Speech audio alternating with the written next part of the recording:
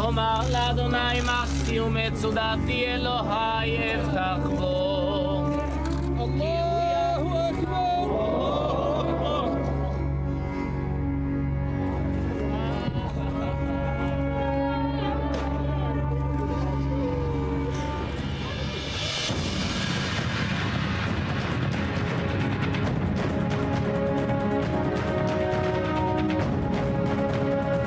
ولم يكون وقتا لإطلاق النار إلا بوقت العدوان ووقت القطاع. מוחמד דף מסתתר כבר שבועות מתחת לעזה ושם הוא יישאר מפני שהוא בן מוות.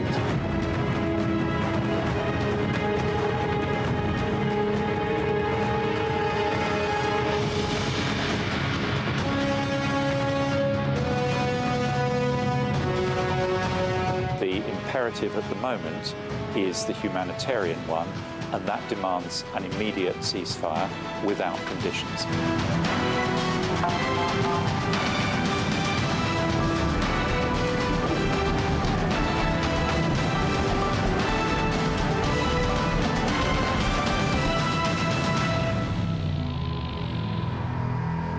Good evening. You're watching I-24 News. I'm Lucy Arish, and this is day 23 of Operation Protective Edge. And it was one of the bloodiest days of this operation. 3 Israeli soldiers were killed reportedly when a booby-trapped UNRWA clinic blew up on them as they were checking a tunnel at the site. And at least 34 Palestinians were killed in separate strikes on a school and a market in the Gaza Strip. Meanwhile, Western countries are increasing pressure on Israel to end its Gaza operation, but no ceasefire appears on the horizon, although Turkey's foreign minister has said that Hamas has agreed to let the Palestinian Authority represent it in talks. And with me right now in the studio are Reserve Brigadier General Michael Herzog. Good evening. Thank you very much for coming. Formerly Chief of Staff to Israeli Minister of Defense Ehud Barak and an international fellow at the Washington Institute for Near East Policy, and also Amir Oren, Senior Defense Correspondent for Haaretz Daily newspaper. Good evening. Lucy. And also Ali Waked, I-24 News, Senior Middle East Analyst. Good evening. Gentlemen, thank you very much for coming to the studio. And let's start, Amir, the latest developments of this day.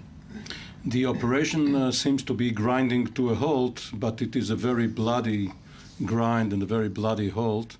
As you recounted, the Israeli military suffered many casualties, most of them wounded, but also 3 killed in an operation in the Khan Yunis area when they entered the building. Perhaps the UNRWA clinic, this is not certain yet, and the house collapsed on them. Perhaps because it was booby-trapped, or perhaps when they tried to go down into the tunnel, something exploded.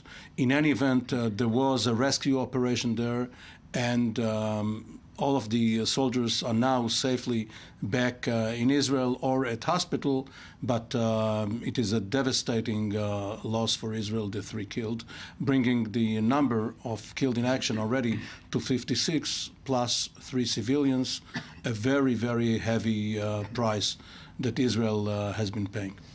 Ali, how is Hamas looking at this day so far? From Hamas, this day and another days, even the day of Sajaiya was a successful day when they killed the 7 Israeli soldiers, or 6, and the body that they hold afterwards. Hamas think that they are in a relatively advantage because of the fact that Israel is facing the pressure to reach a ceasefire, while there is no real and serious pressure over Hamas to reach a ceasefire. Hamas thinks that the fact that it has nothing to lose is a kind of advantage, and from this point, Hamas can only improve its political position vis-a-vis the Egyptians and vis-a-vis the Palestinian Authority and the international community. Hamas' strategy is to fight until the last soldiers, and unfortunately, they are implementing this idea on the ground, and the fact that civilians are killed doesn't really count in the Hamas calculations, and this paradoxically enlarged the maneuver of Hamas.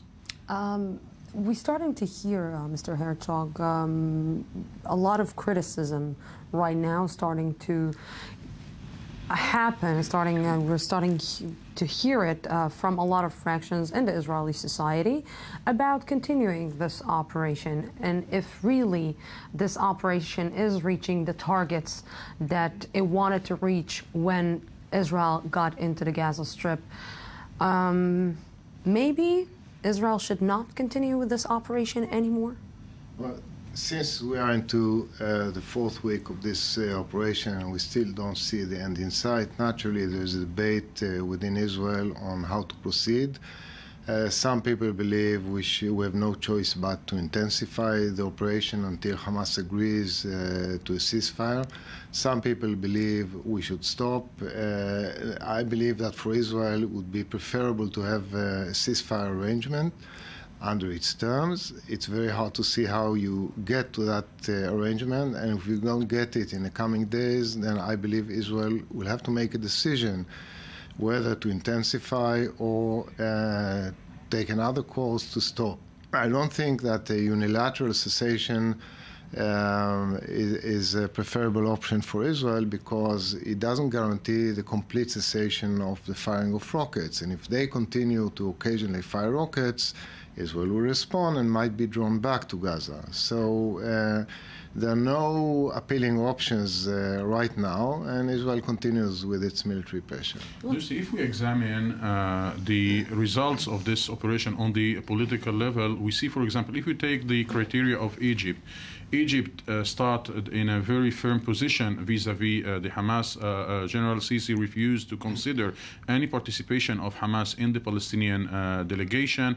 And in the last couple of days, the Egyptians are obliged to consider Hamas, are obliged to accept the fact that Hamas will be represented in the Palestinian delegation, which means that Hamas will have some say about the next arrangement in the Gaza Strip. And by the way, the Egyptians are not mentioning even in a one word the word of demilitarization of Hamas and the other Palestinian factions on the ground. And the last couple of days in the whole Arab world, one thing is circulating over the media. If we're talking in the last days about a victory photo, is the video of the attack yesterday in Nahal Oz, and this is influencing the mood of the Palestinians, even those who got their houses demolished, but it is also influencing the makers in Egypt and elsewhere. So if we were asking at the beginning of this operation, what would be the image of victory for Hamas? They just received it yesterday. Mr. Herzog, you wanted to... Yeah, if I may, listening to Mr. Waked, you get the impression that Hamas emerges victorious, and that is not my impression. I think they are under very, very heavy pressure. They do stand a lot to lose. They are relatively isolated. Egypt, from the beginning, I believe, accepted that the Egyptian proposal was first hold your fire and then come to Cairo and negotiate. That was to include Hamas, as was the case in 2012.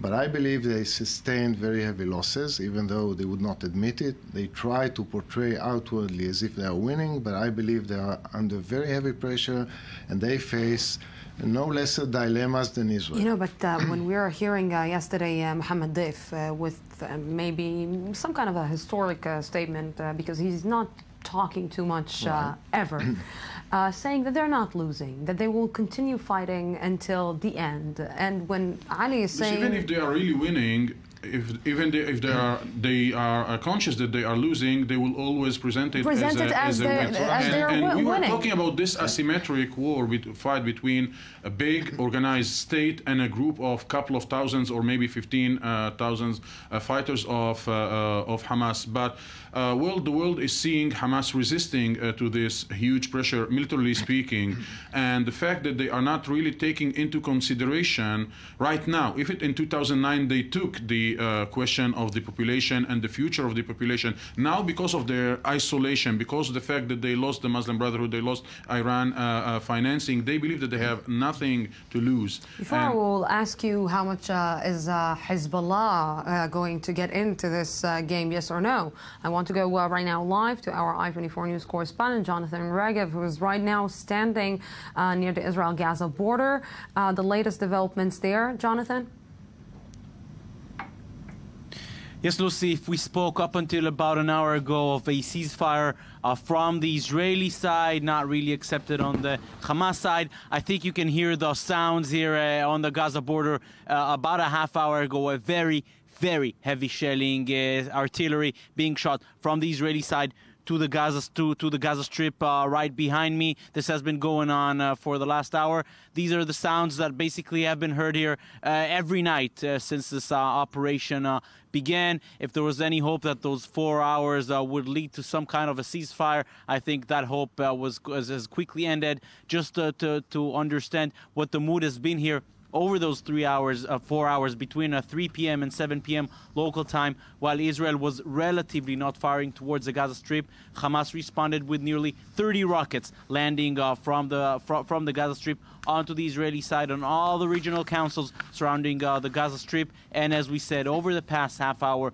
a very, very heavy artillery shelling from Israel towards the Gaza Strip. As it seems, another night of heavy fighting. I'm sure you can hear the voices. Yes, we do. Another night of heavy fighting in the Gaza Strip. Yes, Jonathan Regev, thank you very much, and take care of yourself down there.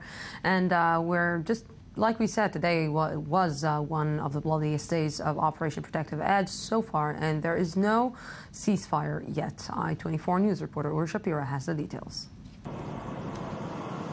Another day of despair in the Gaza Strip. The IDF announced Wednesday that 3 soldiers were killed by an explosion while searching for terror tunnels in the Gaza Strip.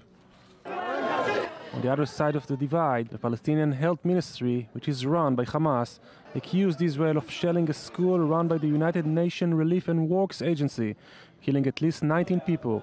This was the second time this week an UNRWA school was being targeted. Israel, however, dismissed the accusations and said another stockpile of Hamas rockets was found yesterday in another UNRWA school in Gaza City. In the meantime, efforts to reach ceasefire continue. Israel announced a 4-hour humanitarian ceasefire. Hamas refused to go along with it. Some hours later, Israel intercepted several rockets launched at it. The Palestinians announced 15 more casualties in Gaza after IDF continued its shelling. No progress has been recorded. British Foreign Minister Philip Hammond expressed concern about the situation and said his country is making an intense effort to resolve the crisis. We are working with the Americans, with the Qataris, the Turks, the Egyptians to continue the pressure on both sides to agree to a humanitarian ceasefire, and working to set out a framework for the talks which would then immediately follow such a humanitarian ceasefire. A day after Hamas military official Mohammed Deif announced there will be no ceasefire with Israel until the blockade on Gaza is lifted, there is no sign of truce on the horizon. Turkish Foreign Minister Ahmet Davutoglu said today he has spoken with Palestinian President Mahmoud Abbas and understood Hamas authorized him to lead the negotiations. But with so many different factions and sides, it seems unlikely that a common ground can be reached soon. Yes, and we're moving right now live to our I-24 News correspondent, Shai Ben Ari, who's standing in Be'er Sheva in Soroka Hospital. Shai, the latest there? Yes, Lucy. Well, we're talking about a day that has been dominated really by the news of that severe incident in Khan Yunis, where a building basically collapsed with Israeli soldiers inside, collapsed as a result of a detonation of Hamas explosives. 3, of course, soldiers killed in that incident, and also a number of injuries. They were brought here to Soroka Hospital. Overall, we're talking about 27 soldiers currently interned here at Soroka, 1 in critical condition, 8 in serious condition, and a number of others, the rest basically, between medium and light-grade injuries. We're talking about also, besides the 27 interned here, we're talking about 27 soldiers injured throughout the Gaza Strip today in Israel. Basically, they're at various hospitals throughout the country, so another difficult day as far as Israel is concerned, and of course Gaza as well. Here at the hospital, we've seen a procession of visitors, including, amongst others, the head of the opposition, the head of the Labour Party, Yitzhak Herzog, who we managed to speak with earlier. When we asked him about the rising tensions between the Israeli and American governments, he basically had this to say. He said that he would have handled it differently, but otherwise offered support for the ongoing operation. And other than that, basically saying that the operation in Gaza must go on, of course, this is natural when we're talking about the left in Israel really has no choice but to show some support for the ongoing operation. This is naturally its position regarding the events. Yes, Shai Ben Ali, thank you very much for this. And, 23 days of fighting, and it seems that Hamas is still firing rockets and still have the abilities. So what are the military is actually doing there? Are they actually managing to hurt Hamas infrastructure? In regular battles between regular militaries, as General Herzog would testify, being a veteran planning and intelligence officer, if you destroy a certain percentage of your enemy's order of battle, 25%, 30%, of course, even more, then it is considered destroyed. This is not the case when you're fighting a guerrilla force, where even if you have only a small remnant, it could persist and then grow again. So for Hamas, if you disconnect the emotional from the rational, Mohammed Deif is now on a course to become the new Nasser, the new Nasrallah, the new Saddam Hussein. These are all leaders who were actually defeated.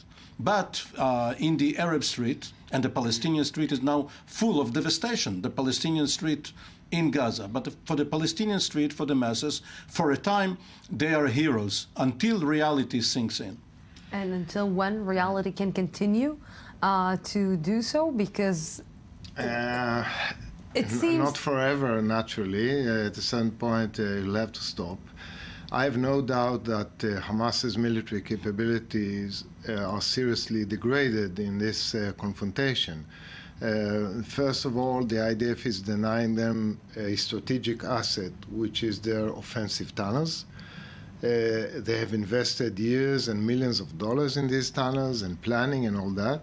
Secondly, in terms of their rocket capabilities, if it was estimated that before the confrontation they had 9,000 to 10,000 rockets, if you take what was destroyed by the IDF and what they themselves fired, so they were degraded by maybe 60%. It's not that they have, infinite capabilities.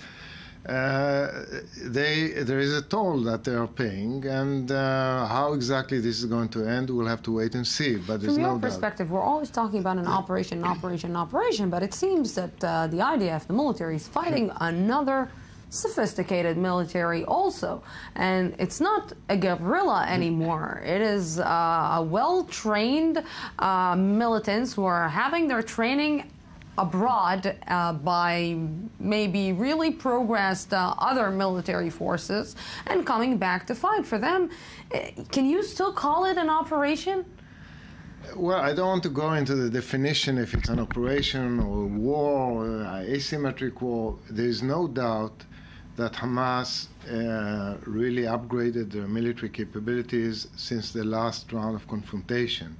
They acquired more rockets, longer-range rockets, they dug tunnels, they prepared all sorts of what they call surprises, offensive capabilities. Only we hear from a lot what we about saw it. yesterday, the video that they filmed during the operation, the defensive operation that they did in Nahal Oz, this was maybe something that we can call it a surprise, because when you are seeing this footage and when you know that the IDF is being surprised by 4 militants who are coming from the ground and basically from out of nowhere, how come it's still happening? It was a surprise, and I believe there were some tactical errors on the ground by the IDF, and they have to be learned, and lessons have to be implemented ultimately.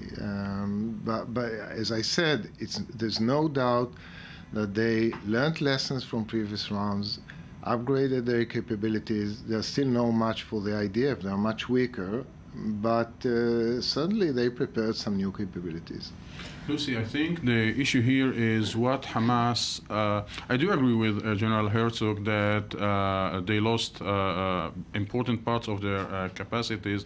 This doesn't prevent them from continuing shooting, continuing surprising, and even if we're talking about a much weaker group than Hamas, you can expect that in such a confrontation they will have 1 or 2 major surprises. This is one thing, but the question is how Hamas will translate this military success or surprises to politics. And we see, for example, the discourse in the Palestinian Authority, Abu Mazen, Yasser Abidrabo, they are having the discourse of Hamas. They are talking like, if we talk about the equation of the ceasefire, Hamas was rejecting the Egyptian paper that talked about ceasefire for ceasefire, calm for calm, and then we are going to talk the lift of the blockade.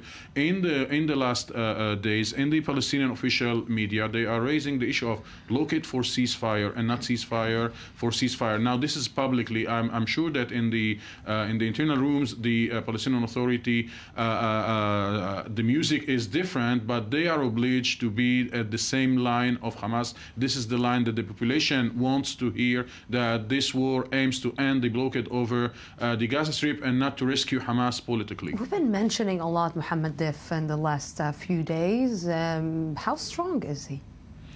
Physically, he is very weak. And on the ground, he is more than a symbol than Marwan Issa, who is the commander de facto of the Al-Qassam brigades. But the spirit of Mohammed Deif is one of the founders with Salah Shhadeh, Imad Akel, Brahim Makadme, is still... Can we call him in one way or another Sheikh Ahmed Yassin? No, not at all. I can tell you, Lucy, there are many Mohammed Deif in the Hamas, in the Islamic Jihad. The myth of Mohammed Deif was built mainly from the fact that he escaped 5 Israeli attempts to kill him. This failed attempts contributed to the building of this myth of Mohammed Deif. But when Ahmad al-Jabari was there, nobody was talking about Mohammed Deif. It is more than a moral, symbolic personality than somebody who contributes practically and concretely to the Hamas effort. Yes, before we continue, we're joined right now on the phone by Chris Ganes, UNRWA spokesman. Good evening, Chris. Good to have you back again. Chris, what is the latest situation in the Gaza Strip right now? Well, as far as the general situation, it's still quite volatile. The number of people that have gone to our shelters seeking sanctuary is now well over 200,000 in 85 of these shelters. Tragically, we know now that they've been hit so many times that they are no longer safe places. This incident that happened last night was truly shocking because we had notified the Israeli army no less than 17 times, 17, of the precise coordinates of this school, and we had told the Israeli army that there were over 3,300 people. And don't forget, these were people who'd been ordered to leave their homes by the Israeli army. They'd walked through a battle zone and eventually made their way through to what they thought was the safe sanctuary of a UN compound, and it was artillery from that very same Israeli army that struck and killed those people. So, there are a lot of unanswered questions.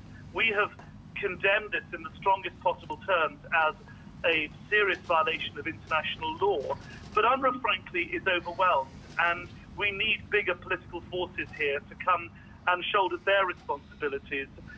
We're now away from the realm of humanitarian action. We're in the realm of... Sorry, please. Yes, Chris, it seems that you're always, in one way or another, in UNRWA, stuck in the middle. Because in one way, we're seeing that Hamas militants, and according to Israeli media, is using the facilities of UNRWA for their benefits.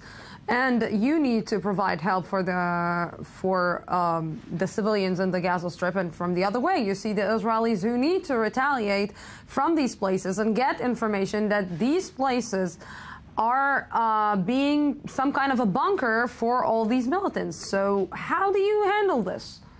Well, you're certainly right that we're stuck in the middle. But let's be clear about a few things.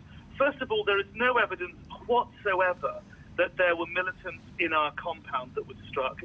There is no evidence whatsoever that there were rockets in these compounds. You know, I hope by now, as a journalist working with me throughout this conflict, that the very second that we hear that militants have abused the neutrality of UNRWA facilities, I come out very openly and condemn these flagrant violations of international law in the strongest possible terms. So, if that had been the case with this school last night, believe me, I would have done it.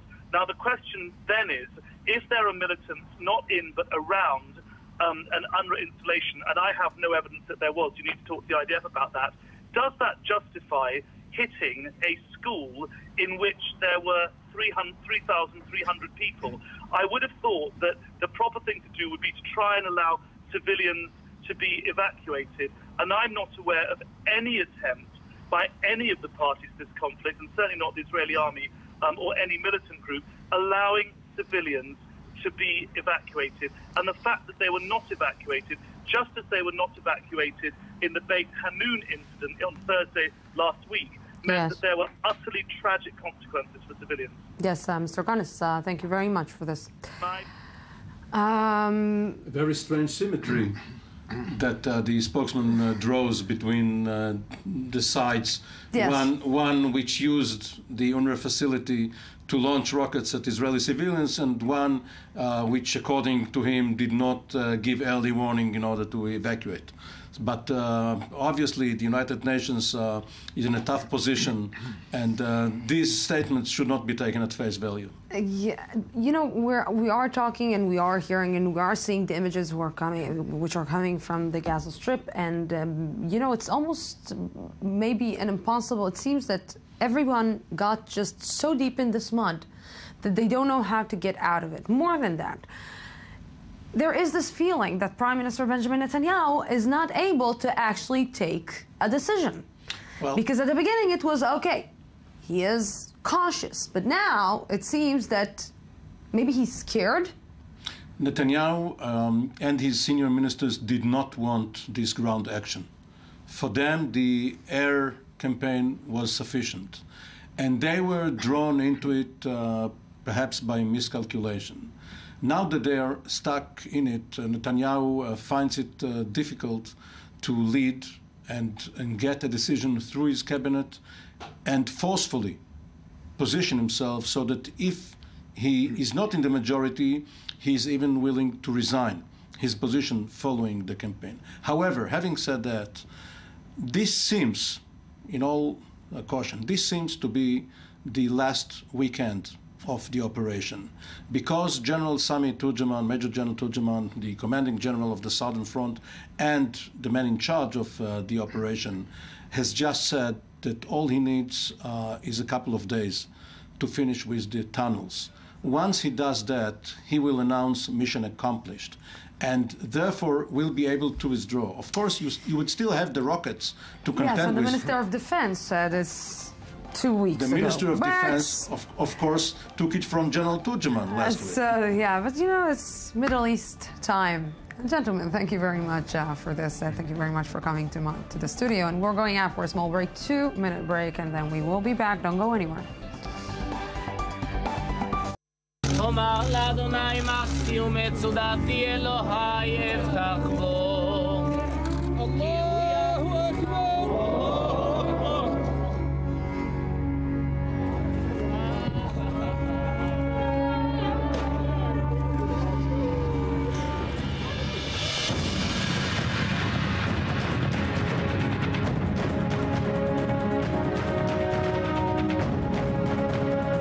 ولم يكون وقتا لإطلاق النار إلا بوقت العدوان ورفع القطاع. מוחמד דף מסתתר כבר שבועות מתחת לעזה ושם הוא יישאר מפני שהוא בן מוות.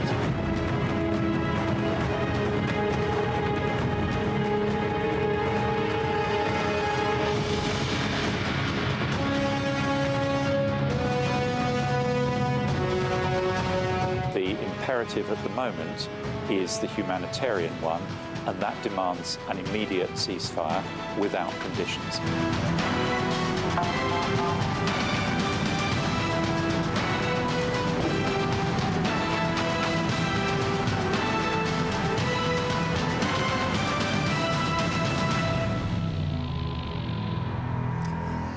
Welcome back to this special edition of the News Today, and we're in our second part where we continue the extended coverage of Operation Protective Edge. And right now with me in the studio, I have the honor to have two parliament members, Gila Gamliel, a member of the Israeli party from the Prime Minister from the Likud party. Good evening. Thank you very much for coming.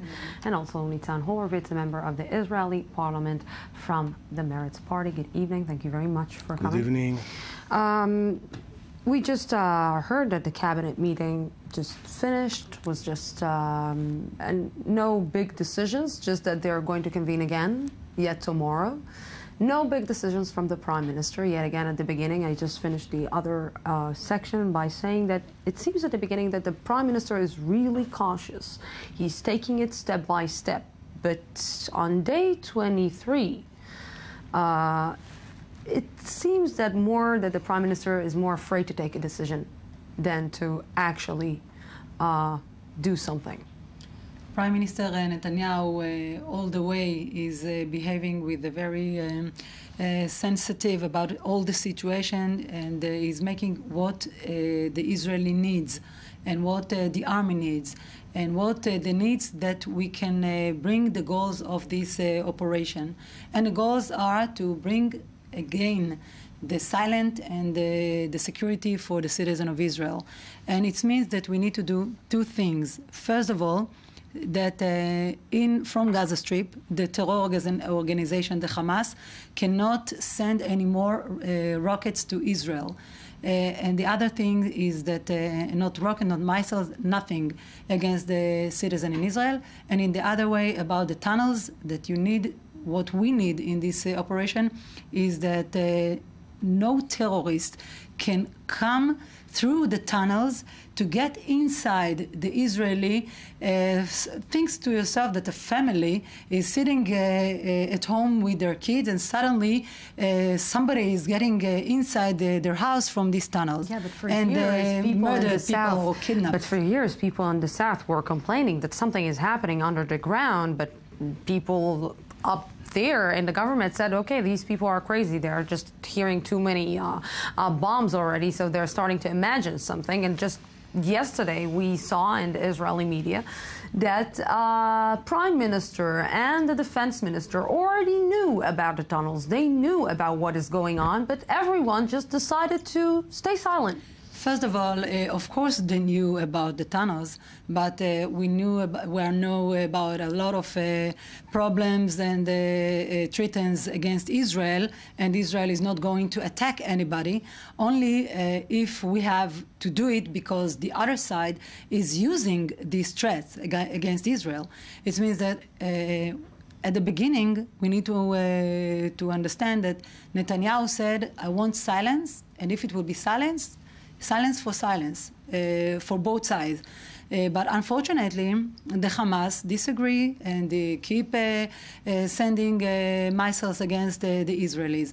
After that, it's become that Egypt, United Nations, everybody, even today, when we have the humanitarian ceasefire for the Palestinian people, the Hamas is keep firing the citizens of Israel. So what we need to understand that, like I said, what Israel wants is that our neighbors all around will understand that we want to live in a quiet. The citizens in Israel need to get their self-confidence, their confidence to live, and unfortunately, we need to deal with the terrorists. Mr. Horowitz, the Prime Minister said that quiet will be answered with quiet. Is this the way to talk with Hamas? Is this the way to talk with the leadership of the Gaza Strip? Or the Prime Minister just gave up on diplomacy and gave up on the entire line of trying to get with an agreement with the Palestinians? Well, it's very difficult to talk or to engage with Hamas because it is a terrorist organization, fundamentalist Islamic extreme organization, which threatens not only Israel but also its own citizens in Gaza. They are suffering from its rule and regime.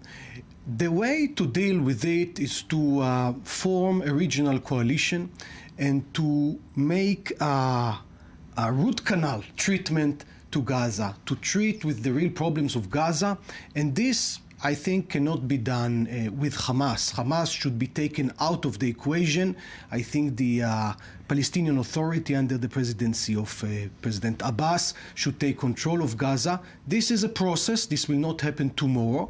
And I think that immediately with the negotiations on the ceasefire that should begin in Cairo maybe tomorrow or the day after tomorrow, we should think about a long-term arrangement to really solve the problem in Gaza, because we've seen already 4 or 5 times more or less the same operations vis-a-vis Hamas, and we are in the same position. So we should change the reality in Gaza, because otherwise it will continue to produce terror and to threaten Israel and its own citizens. You know, from hearing from what everyone is saying, from the government, from analysts, there is this feeling that there is this will to demolish Hamas, that Hamas will disappear. And let's face the truth, Hamas is not going to disappear. Like the PLO didn't disappear, like Fatah didn't disappear, and it became the PLO that we know today, exactly. and that Israel is negotiating with on everything. It doesn't have to disappear exactly. It should abandon terrorism and armed struggle. Like Fatah, it became a political party or a political movement. This we can accept, but we cannot accept a terrorist movement which really denies the right of Israel to exist. I mean, there is a fundamental thing here. And the way to do it, we think, is not only by force. We've tried this option, and we see the results are not very successful so far. I think the best way is through diplomacy and a political process, and through the peace process. And, well, my positions are clear, well known. We believe that peace arrangements, economical arrangements, things on the ground are the best way to, to counter terrorism, to give the population a positive motivation not to support terrorist movements, and to really change the reality. I want to just to remind you that Israel once or twice negotiated with Hamas on certain things. I think it was a mistake. And I want you to remember with me, to bring them the opportunity to try to be elected and to be elected to the government. Let's remember together. Since Hamas seized control of the Gaza Strip in 2007, Israel, despite its public stance, has negotiated with the Islamic group, although indirectly. I-24 News correspondent Daniel Campus has more. Israel could conceivably hold negotiations with a Hamas-led government. It's not like it didn't happen before. After all, the Palestinian Liberation Organization used to be defined as a terror organization. It wasn't until 1988 that Yasser Arafat stated publicly that the PLO was accepting the existence of the State of Israel and announced it would delete some of the violent passages calling for the destruction of Israel from its charter. However, currently Hamas is considered a terrorist organization, and Israel cannot negotiate directly with it. Certain moments in history, however, has proven differently. Hamas's charter notes that negotiating with Israel is not prohibited by Sharia Islamic law, since it can be used as a tactical tool for victory. In 2011, Hamas exchanged kidnapped Israeli soldier Gilad Shalit for more than 1,000 Palestinian prisoners, many of them convicted terrorists. And this historical event indicated a brief shift in Hamas's position on a path towards greater pragmatism and flexibility, and willingness to do a deal with Israel. One of the most prominent envoys during this period was Israeli peace activist Gershon Baskin, who established an unofficial line of communication with Hamas Deputy Foreign Minister Dr. Ghazi Hamad. Hamad and Baskin maintained their communication throughout Shalit's 5 years in captivity. But what has changed in Hamas since? It seems like a few years ago it was more willing to deal and make concessions, and was also more accepting of Egypt's role as a mediator. One of the changes in behavior may be the lack of a more pragmatic figure, such as Ahmad Jabari, who was killed in an Israeli airstrike in 2012. Baskin believes Jabari played an important role in the release of Shalit. While it's difficult to know the extent of Israeli and Hamas contacts, rumors have surfaced of back-channel communications involving Hamas leader Ismail Haniyeh and Israeli Prime Minister Benjamin Netanyahu. But these reports continue to be denied by Hamas and downplayed by Israeli officials. In 2013, Haniyeh's granddaughter was transferred to an Israeli hospital for treatment, creating further speculations about communication between both parties. Currently, the only communication between Israel and Gaza focuses on living and economic conditions, as well as the movement of commercial goods and business people in and out of the Gaza Strip. Will the future bring direct dialogue between Israel and Hamas, or at least with pragmatists within the Islamist group? Hamas leadership has taken a clear decision not to directly communicate with Israel, but the change in political circumstances cannot indicate whether there will be direct contact between the two parties in the future. Will they change? Maybe they will change. Maybe Israel didn't give President Mahmoud Abbas the benefit of the doubt and give him a chance to prove that he can control Hamas if he wants. First of all, when Tzipi Livni tried to have succeeded in her negotiating with Abbas, unfortunately, he decided, Abbas, to have government, united government with the terror organization Hamas. So it was impossible to keep going negotiating with Abu Mazen. Now I think that Abu Mazen is understand his mistake. I hope so, that he understood that. And maybe this is an opportunity to open the door again for a new process of peace in the Middle East. And but I'm asking we can you, only hope. I'm asking you both. Do you imagine a three-country solution? A country that is the Gaza Strip, a country in the West Bank, and the State of Israel? It's three-state solution? You see that when we disengagement from Gaza Strip, we thought that this is an opportunity, for example, for the Palestinians. But unfortunately, they vote for the Hamas, and the Hamas is using them. And like you say, they get a lot of money from European Union, from a lot of organizations that want that this money will get to the Palestinians. But unfortunately, what the Hamas did with the money, first of all, make a very big account in the bank of their leaders, and then they took all the other money for weapon.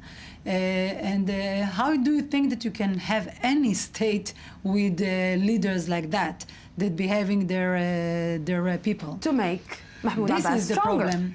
Yeah, exactly. That's the purpose. I mean, that should be our target. 3 states for 2 peoples is not possible. Gaza is 350 square kilometers. It has no viability to be independent, to be separated. So we say that as long as Gaza is an enclave of poverty, of terrorism, then there is no chance of any arrangement. So we think that Gaza should be part of the Palestinian state under one authority and one government, and this is the elected government of President Abbas. And I think that 3 months ago we should have given a chance to this reconciliation government of President Abbas and not immediately dismiss it and stop the negotiations, because this is the key for an arrangement with Gaza, because we cannot deal separately with Gaza. There is no future for a separate Gaza. 2 million people in such a tiny piece of land, no future for that. What do you do? So what we do is we recognize the position of President Abbas as president of all Palestinians, and dealing with him, for instance, all the arrangements that are now on the table, passages, port,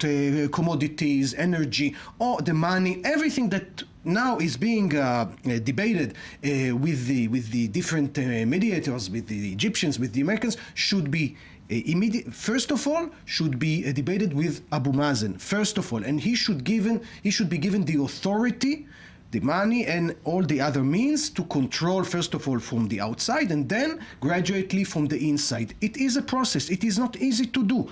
It's not. There is no illusion that tomorrow Gaza will become paradise. But this is the only way, because militarily and by getting more into Gaza with the troops and with the bombs, we will not achieve this, and there will be only more casualties and more damage, and the price will be higher. So I think it's best to start now the right track through the negotiations. And we're just getting reports that from AFP that the Israeli delegation just got to Cairo for maybe discussion, yes or no, the ceasefire.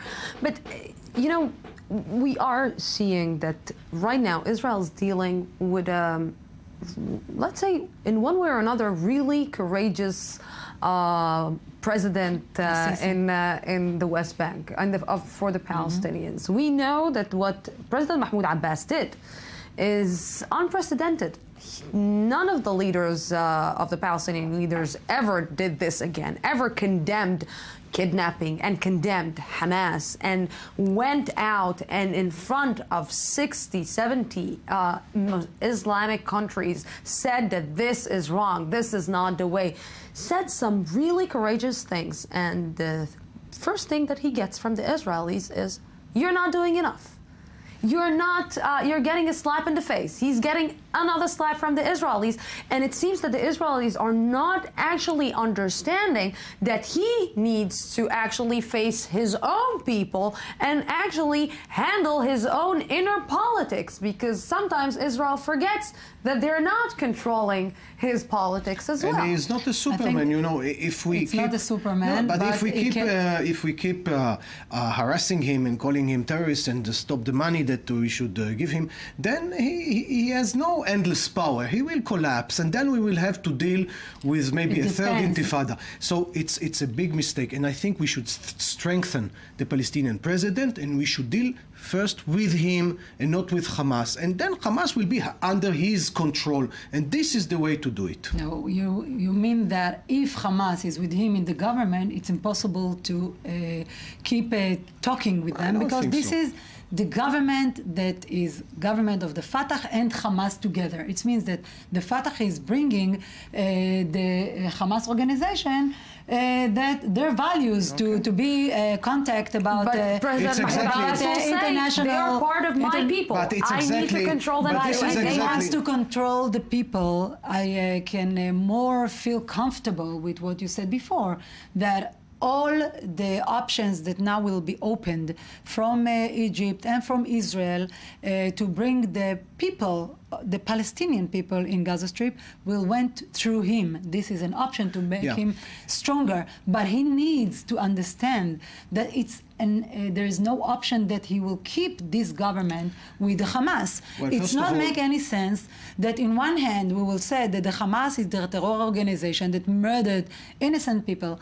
All what he's doing is against the innocent people, the citizen, and more than that, this is a crime of a war crime that they are doing every day. And what you want to tell me, that in one hand I can say that it's okay that I bring them the legitimate. No. I cannot do it if I want or not. And this is what Abu Mazen need to understand. Yeah, but this, if you want to be in control, if you want to be a leader, you need to show to his people that terror organization is not legitimate. And he has the power to help them. The politics, you're watching it from the you're watching it from the perspective of the Israelis. You're not watching it from the Palestinian perspective. Let me just comment on that. The government that he's trying to make, and it is still it's still running in place in one way or another. It's under his leadership, under his political leadership, and there are no ministers who are terrorists. There are technocrats. It's in agreement with Hamas, but it is under his leadership. And now, under his leadership, you see what's happening in Gaza Strip. Please let me. But you see what happened in Gaza Strip in his leadership. No, please let me finish. I cannot explain this like this. And now what is going on in Cairo is exactly that. There is a combined delegation of Palestinians. Leadership is by Abu Mazen, but with Hamas and Islamic Jihad and all the other fractions, it is a one united delegation, and Israel is dealing with this delegation. So this is the exact situation vis-a-vis the Palestinian government. I think it should have been given a chance 3 months ago, and we can do it again. We should give them a chance, because the way we're trying to solve this situation, and I think we all agree that the situation in Gaza cannot remain as it is, and Hamas should be removed as a terrorist organization, and this is not possible to continue like that. The way is through the Palestinian channel and through the government of Abbas. I see no other way to do it. No other element will take care of Gaza. And if we leave Hamas in charge, uniquely in charge, then we see the results. Sure, I will ask you if Israel is going to actually seize the moment with now the Egyptian initiative. I just want to go live to Sderot, where our I-24 News correspondent Shachal Peled is standing by. I would like to say Another Day in Paradise, like the song title, but it's not paradise.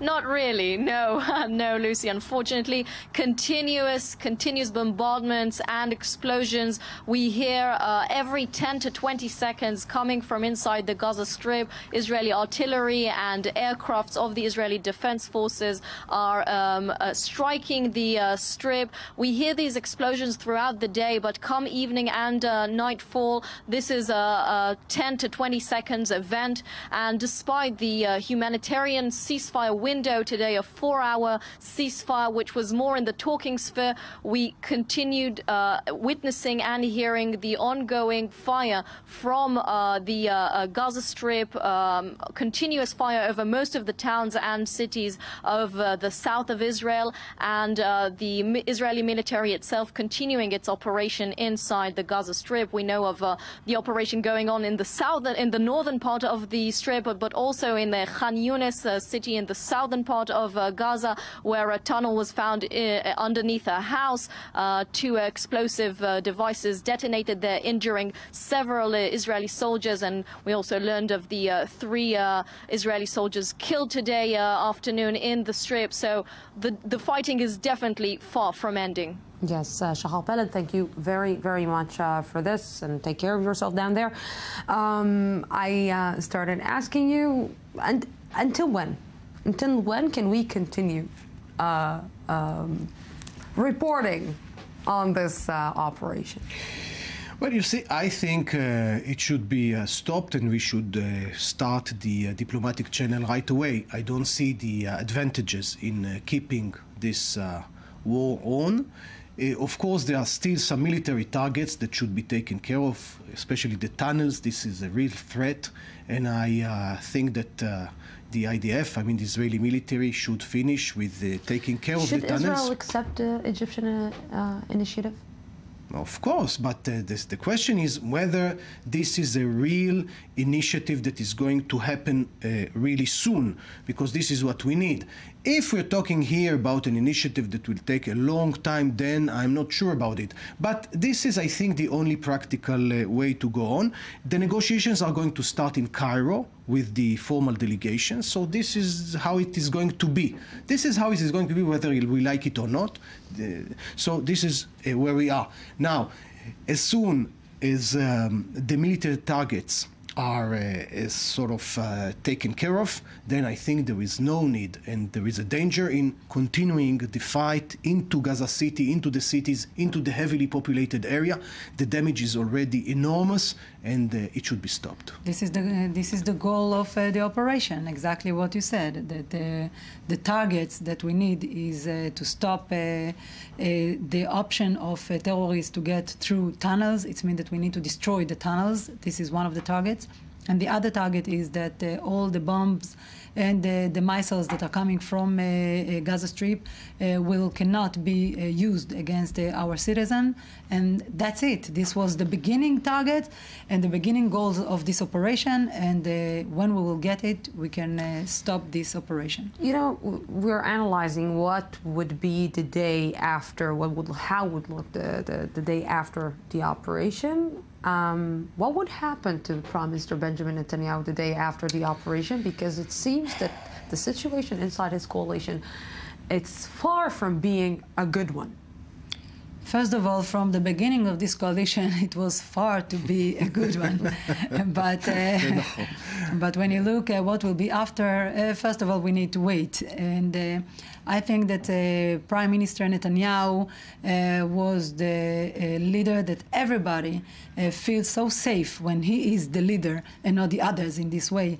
And I think that even though my friend here, I thought that it was the few times that I heard from my friends from the left side that they are really feel that Netanyahu is working very good, and they can trust him, of course. You know, it might be history, but just a week before the operation, the Likud party separated from Israel Beitenu. So it looks like ancient history. It looks like ages ago, and it seems that the Likud starting to fall apart, and the feeling, I believe, that we'll get back after this operation, because these fractions are not going to, and this division is not going to disappear, and it still exists in the Likud party.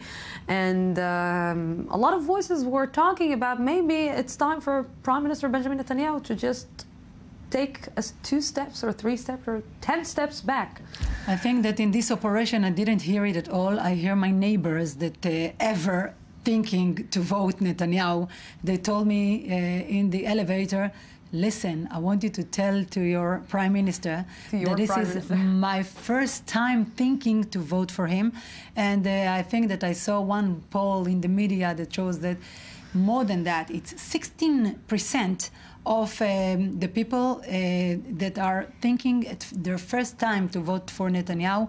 I think that in this operation he shows that his experience and his leadership was very, very powerful. At the time he know exactly when to push. I don't think and that, when to that Nitzan is agreeing. Agrees with you. The mood always in wars or emergency situations, people are getting around the government and around the leader. But then I'm afraid that when time passes, things, the mood, the atmosphere is changing, and the leader is losing support. And I think, really speaking, within the coalition there are heavy, really deep divisions. And also within his own party, you hear a lot of attacks, a lot of criticism. And I think that I think it's natural. It's natural, but I think that after this operation, you will start hearing names like Kachlon and maybe Gidon Sar and etc. etc. Thank you very much for coming to the studio. We're going out for a small break.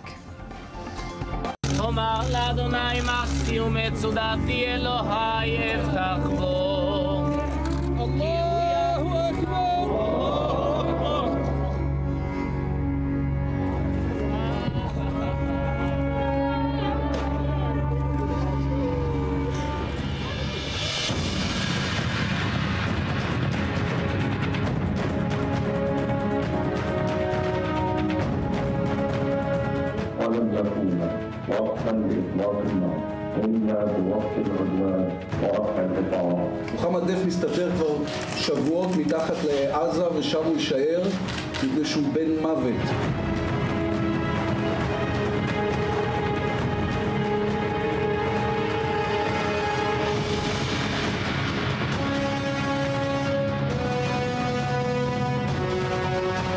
The imperative at the moment is the humanitarian one, and that demands an immediate ceasefire without conditions.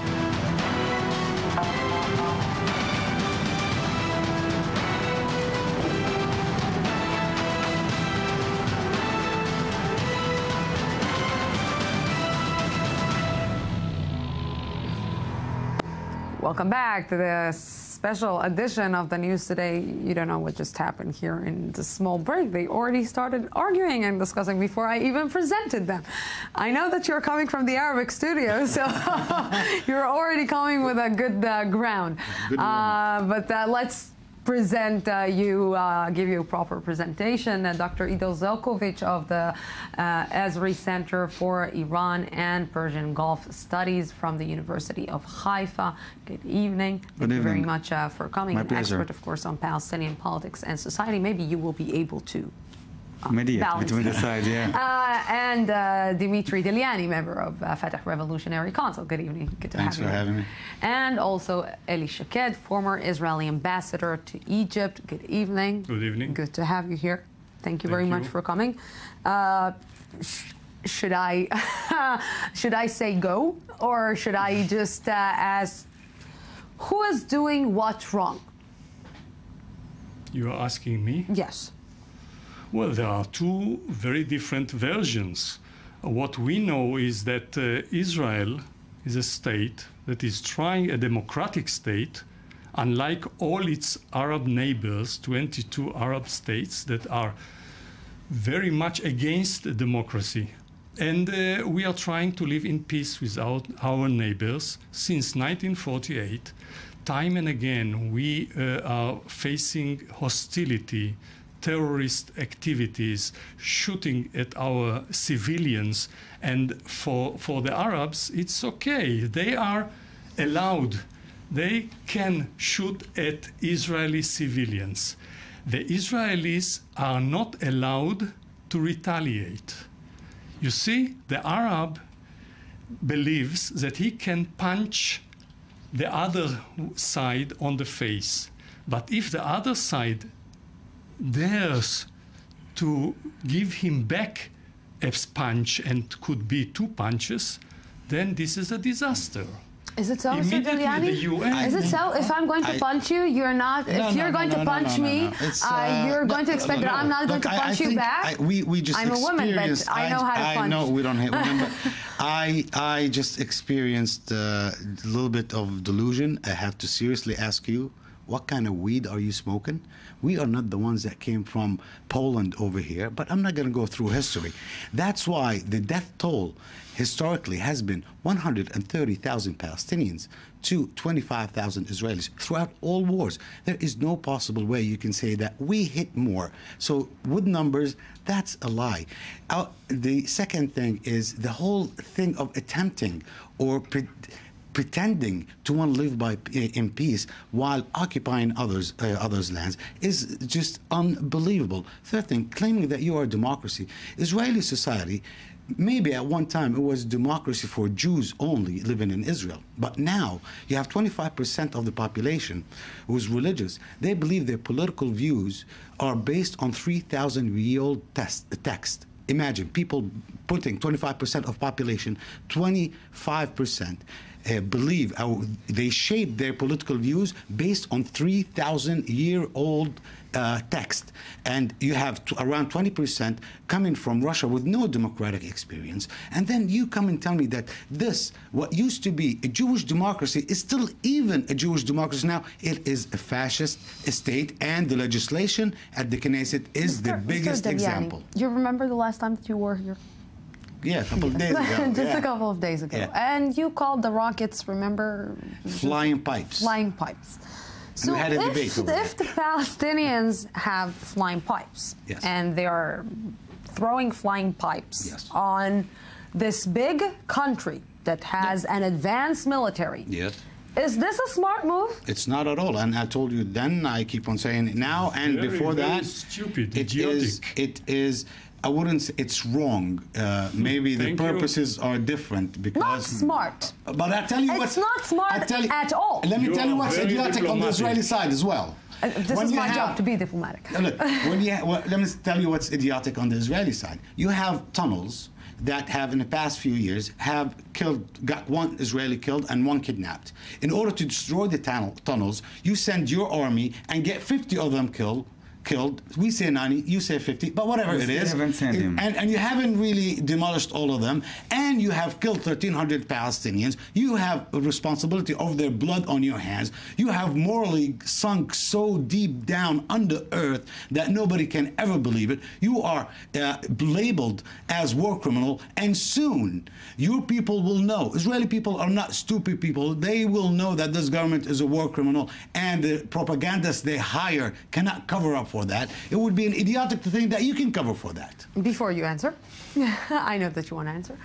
Let's try to look at both sides. Let's give a look. I took an outside expert, Dimitri, to look at the inner Palestinian division. Yes. The inner Palestinian problem that you are facing. Let's say the truth. There is Fatah. There is Hamas. They weren't such good friends lately, in the last few years, to say the least. In one way or another, President Mahmoud Abbas is trying to create one government that he is controlling all the Palestinian people in the Gaza Strip and in the West Bank. Is it actually working on the ground? Can it work on the ground? In one word, no, but I will explain. I think the situation over now is very, very complicated. I don't want to go inside this narrative, we are and you are, and to tag people. Let's see reality as is. Your reality is different than other. I'm trying to be objective as I can. I'm putting things on the table. So Fatah and Hamas have their own inner fight, which is not about how the Palestinian state will be. It's not about who will control the Palestinian society. It's about the future and the shape of Palestinian society, and we must understand it. Fatah got its own vision. Fatah is not, by the way, a secular atheist movement. It's a national liberation movement that's also take religion as part of its heritage. And Hamas come with a fundamentalist agenda that wants to live like people used to live 2,000 years ago. So this is the main battle between the two movements. Now, Fatah accepts to Jahiliyyah, it is called Jahiliyyah. No, it's not Jahiliyyah. They want to go, they are already in the Jahiliyyah. Jahiliyyah is another thing, it's different. Jahiliyyah came before the Islam. You can't blame Hamas to be living in the edge of Jahiliyyah because you're doing them takfir, and that's another issue. But let's... Syria, Iraq, Libya, tribes fighting each other as it was in the Jahiliyyah. Nation states.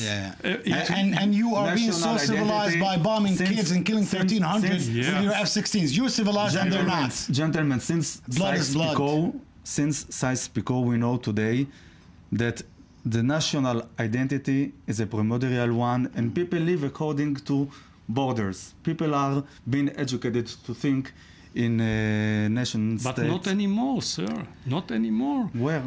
Iraq is split. Iraq is not a Palestinian. It's another case. No, I'm talking about the Arab world. Look, if there was a problem in China, they'll bring it to this table to run away from what they have to do. We are now talking about everybody is the problem, but the Israelis. And first, we should solve this problem. The fundamentalists. Maybe I'm trying to take your line. Okay, I'm just sorry. Just 1 second. I'm trying to take your line. You can blame the Israelis. You can blame the Israelis for all the problems in the West Bank, all the problems in the... just the killings and the settlement activity and the siege and demolishing the homes and confiscations of land and administrative detention and all that. Yes, I do. I'm taking just for a second. But other things like what we have... I'm taking your line. Just let me finish. Israel is the one to blame.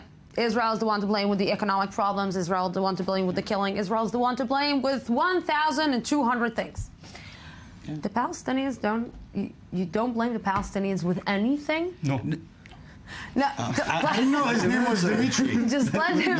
I'm trying to make to reach a point here. If you are taking this as black and white. No, I'm not taking it as black and white. Of course we have. Because when you're saying this is the Israelis, this is the Israelis, so this is black and white. So I'm going in your way. No, it is. Who killed these kids? It's not me. But I have to tell you something. Maybe we should have positioned ourselves better by joining international organizations earlier, so we will be ready to take him to international courts, and probably this would affect it a little bit.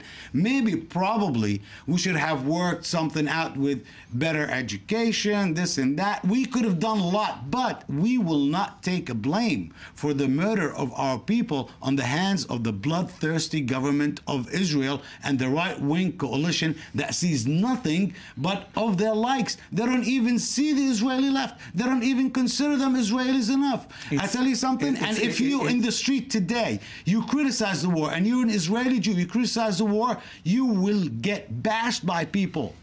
It's no longer tolerated. This is one opinion fascist state. That's funny thing to hear from Fatah, which massacred people in the 80s. Like for their own fun, kids, women without to blink, Yeah, give me a name. Yeah. Give me a name. And give me a name. No, give me a name. Give me a name. I give you 1,300 names now of kids who are killed. Give me a name. Read my book, you will know. I'm not going to read. Well, if you wrote the book, you would remember a name. Learn about your history. Read my book. Yeah, I'm not going to read your book if you don't know what's in it. Why should I read it? Read my book. You don't even know what's in it. Read my book. Before he will read the book, I just want you to answer, Mr. Shaket.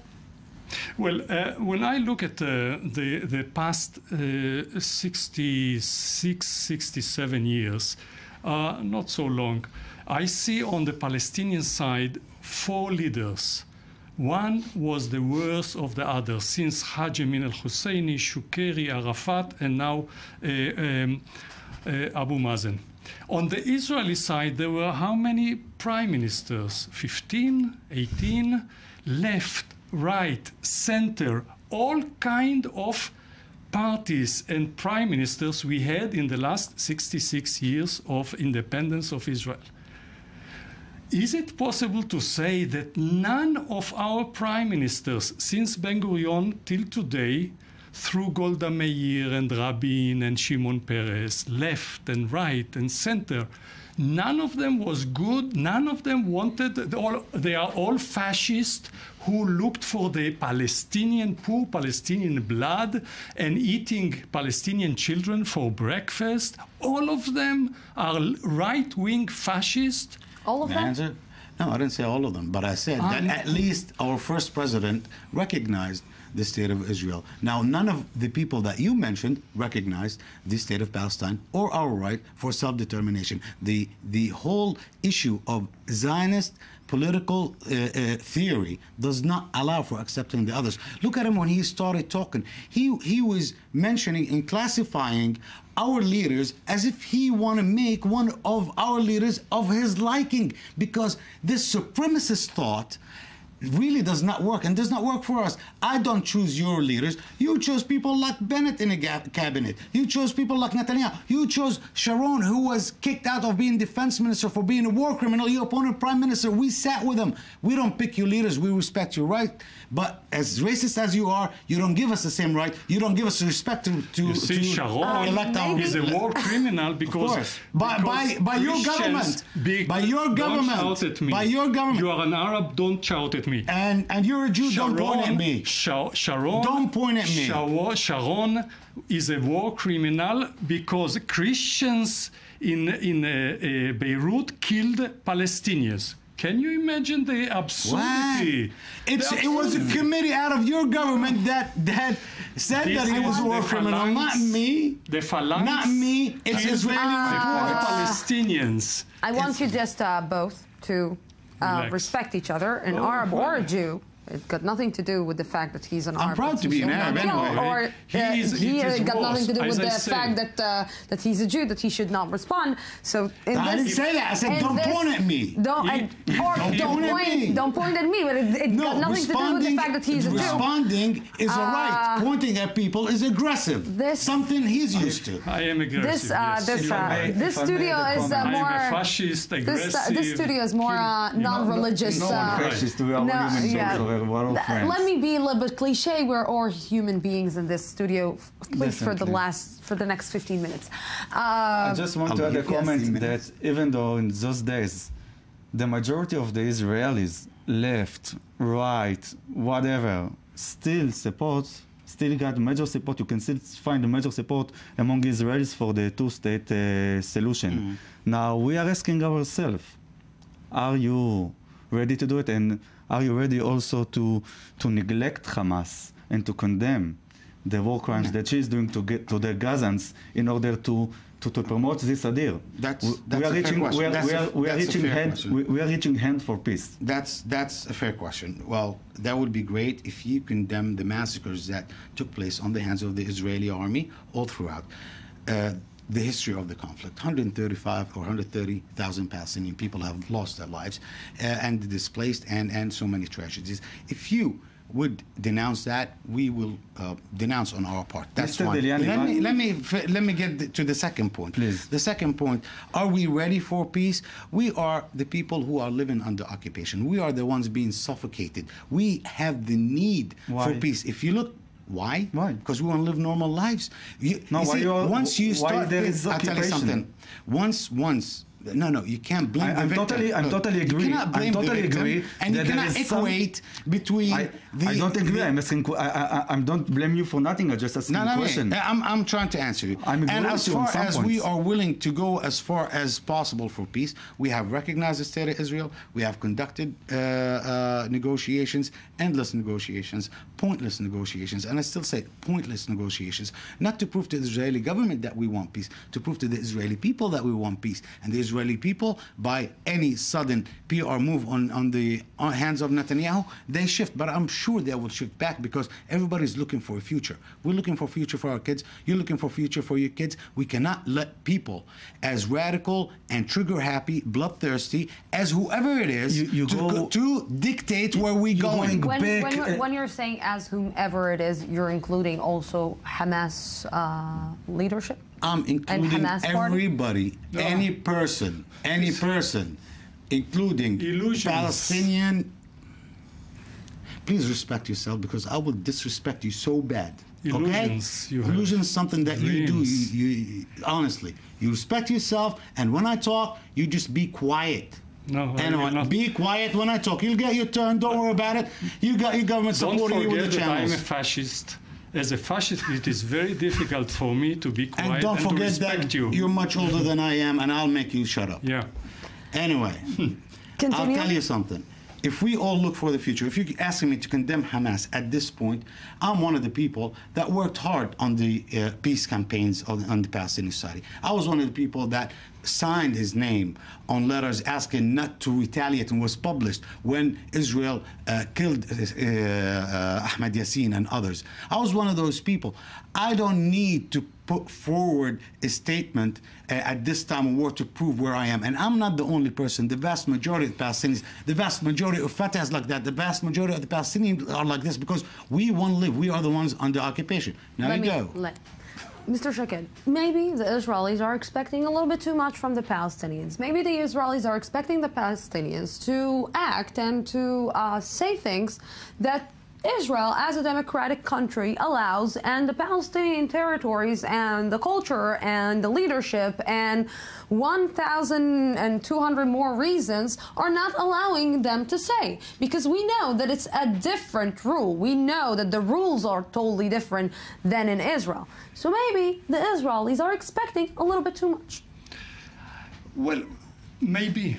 But this is very little. If it is too much, but this is very little that we are expecting from them to condemn or to ignore terrorism. Because you, as the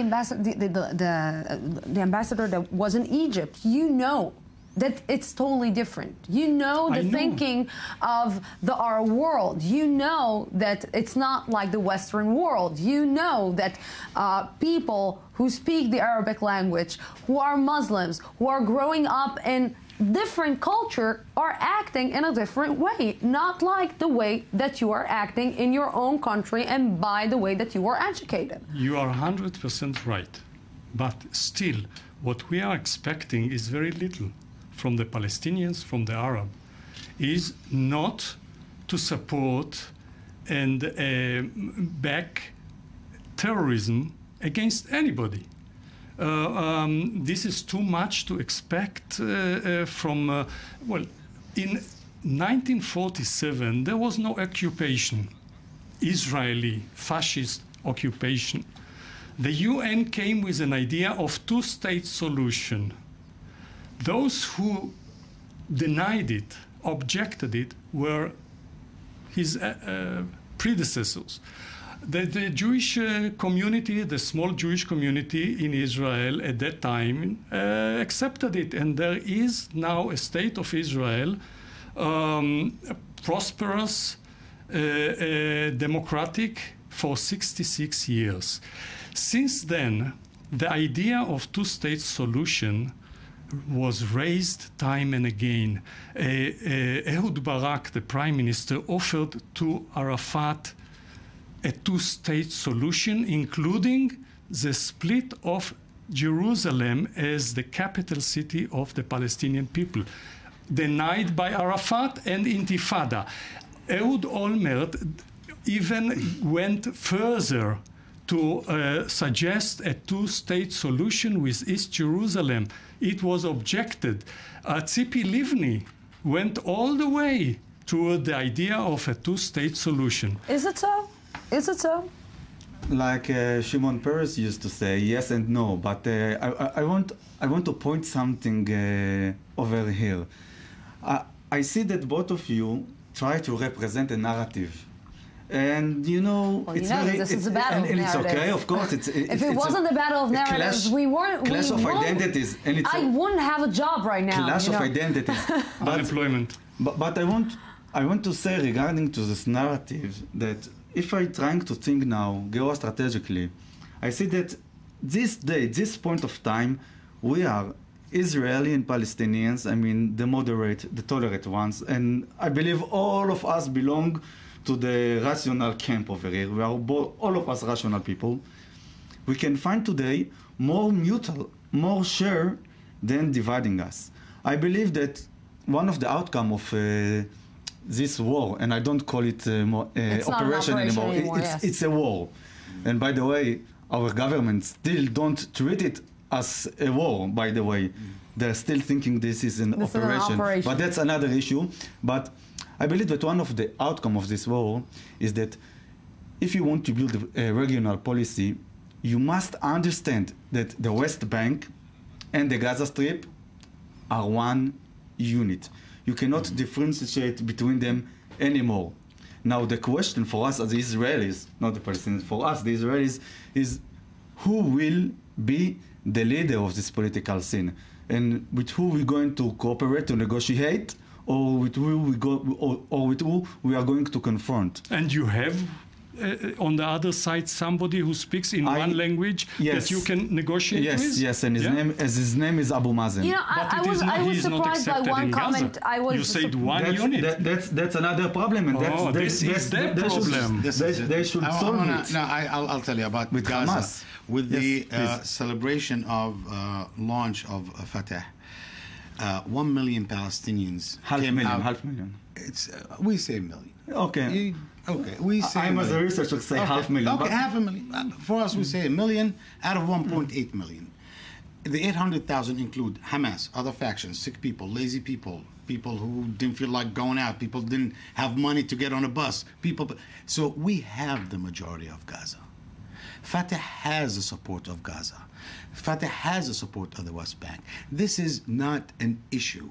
We are working towards elections, and Netanyahu is keen on destroying the reconciliation government, so we will not go to the elections. Because if Fatah becomes stronger and this whole military coup that took place in Gaza in 2007 is no more a knife in our waist, as we say in Arabic, Netanyahu would lose a great maneuver or political maneuver that he can pull anytime. Even though after the war you will win the election, even though after the war you will win the election, you really think so? Maybe this is the chance. But maybe this is the chance. It might be funny, it might be surprising, but maybe this is the point that Israel should support President Mahmoud Abbas and should make him stronger and put him and give him the control over the Gaza Strip. Maybe this is the best way to solve this solution. Maybe. Okay, so this is a possibility. But this is the possibility, but it's not the Israelis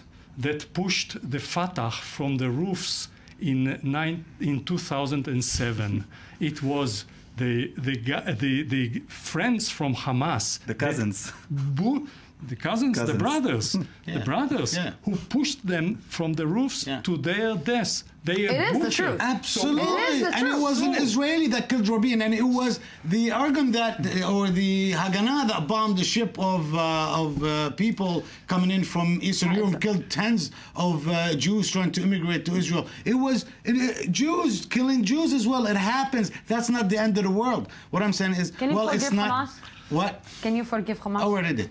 You already did? I already did. But don't forget. We don't forget. We forget. But we forgive what we don't forget. The people that escaped to Ramallah cannot forget. You learn from the Jews. Every day they You learn from the Jews. We forgive but don't forget. Well, this is a phrase. They forgive, don't forget, and invest. This is a phrase from the Holocaust. And this is a phrase from... I don't mind learning from my enemies, but I want to say something. It will not be acceptable. Any assistance from Israel for us as Fatah or PLO to go back to Gaza, it will not be acceptable any intervention, any way, shape, or form by the occupier, the State of Israel, in our internal matters. This will be totally rejected. We will not go into Gaza in front of or protected by Israeli military. This will never happen, and whoever dares for this to happen, I think will be the last day of his political career, if not his life. We have to finish. We have what I'm just a sentence. Because I have 30 seconds. This is a side issue, what Netanyahu is doing or trying to do between the Fatah and the Hamas. The point is, at this very moment, is that the Hamas and the Fatah and 15 seconds. I have to go out for a break. They cannot come up with one single delegation. Can you shake your hands in my studio, please? I would not feel comfortable now. No, not 2 minutes. אומר לאדוני מחסי ומצודתי אלוהי אבטח בו. אלוהו אכבר.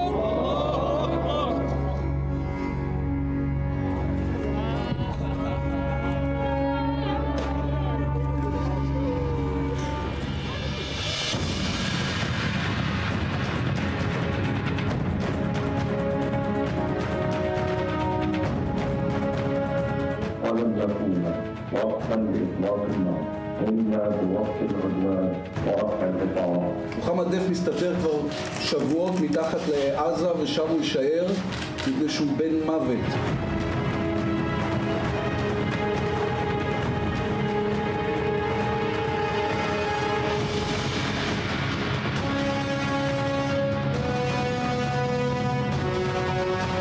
The imperative at the moment is the humanitarian one, and that demands an immediate ceasefire without conditions.